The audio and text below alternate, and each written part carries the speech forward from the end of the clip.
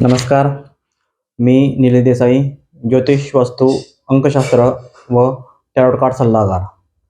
आज आपण पाहूयात की तुम्ही फ्लॅट घेताना तो वास्तू नियमानुसार आहे का नाही याचा विचार केला नाही व तसाच तो खरेदी केला. अशा फ्लॅटमध्ये बऱ्याच वेळा असं होतं की वास्तुदोष आढळण्याची शक्यता असते. जे वास्तुदोष तुमच्या प्रगतीला हानिकारक असतात, तुमची अपेक्षा तशी प्रगती होऊ देत नाहीत.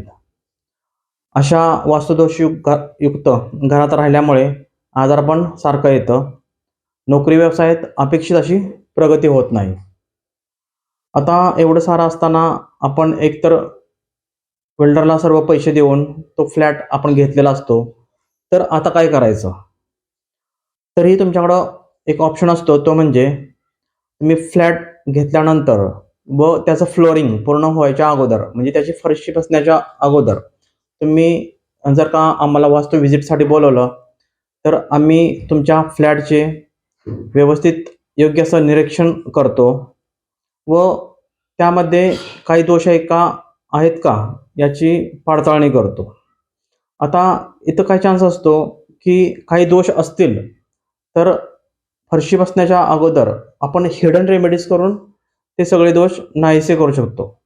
जसे की तुमच्या वास्तूचे मुख्य प्रवेशद्वार हे वास्तू नियमानुसार नाही व ते आपल्याला फायद्याचं नाही, तर आपण त्या ठिकाणी पर्टिक्युलर एखाद्या मेटलची स्ट्रीप टाकून, उंबऱ्याच्या खाली मेटलची स्ट्रीप टाकून त्याचा दोष आपण नाहीसा करू शकतो.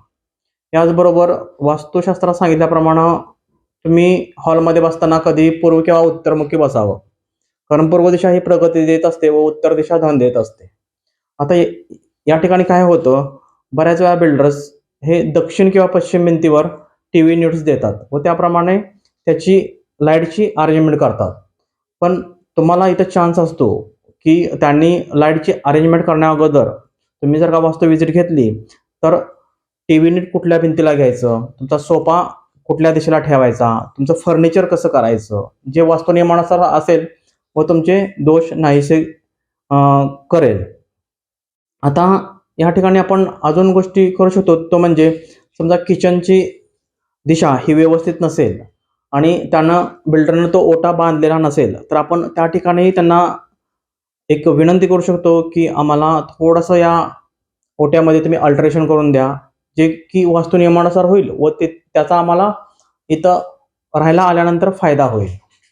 यानंतर काही टॉयलेट्स बाथरूम जर का वास्तू नियमानुसार नसतील, तर त्या ठिकाणी आपण असंच की मेटल स्ट्रिपचा वापर करून हिडन रेमेडीज करू शकतो. या रेमेडीज केल्यानंतर आपण अजून गोष्ट करू शकतो, ती म्हणजे तुमची फरशी बसण्याच्या अगोदर असते, फ्लोरिंग पूर्ण व्हायच्या अगोदर, ती म्हणजे तुमच्या वास्तूमध्ये ब्रह्मनाभी विधी करणे. यामध्ये काय येतं, वास्तूचा जो सेंटर पॉईंट असतो, म्हणजे ज्याला आपण ब्रह्मस्थान म्हणतो, त्या ठिकाणी स्वस्तिक यंत्र, थोडं सोनं, थोडं चांदी, नवग्रहांची रत्न ही आपण व्यवस्थित त्याची विधिवत पूजा करून त्या ठिकाणी स्थापन करू शकतो.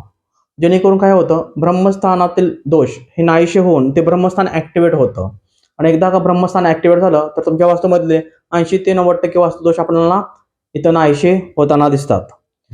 यानंतर आपण अजून 2 विधी करू शकतो, त्या म्हणजे एक म्हणजे अष्टदिक्पाल स्थापना. यात काय असतं, 8 दिशेचे जे रक्षण करते, म्हणजे जे 8 दिशेचे गार्डियन्स आहेत, त्यांची जी अस्त्र असतात ती आपण अष्टदिशेस पुरू शकतो. म्हणजे फरशीच्या खाली आपण त्यांची व्यवस्थित विधिवत पूजा करून त्यांची स्थापना करू शकतो, जेणेकरून अष्टदिशेस जे दोष असतील ते नाहीसे होतात. आणि यामध्ये अजून एक आपण विधी करू शकतो, तो म्हणजे रत्न अध्याय. म्हणजे वास्तूमध्ये ज्या 8 उपदिशा व ब्रह्मस्थान या ठिकाणी आपण जी रत्न आहेत त्या रत्नांची स्थापना करतो, जेणेकरून वास्तूमधील वास्तुदोष हे नाहीसे होतात व तुमची प्रगती होण्यास तुम्हाला नक्कीच याचे सहाय्य मिळते. अशा वास्तुदोषरहित झालेल्या घरात राहिल्यास तुमची योग्य अशी प्रगती होते, तुम्हाला आरोग्य चांगले लाभते, तुमची नोकरी व्यवसायात उत्तम अशी प्रगती होताना दिसते. थँक्यू.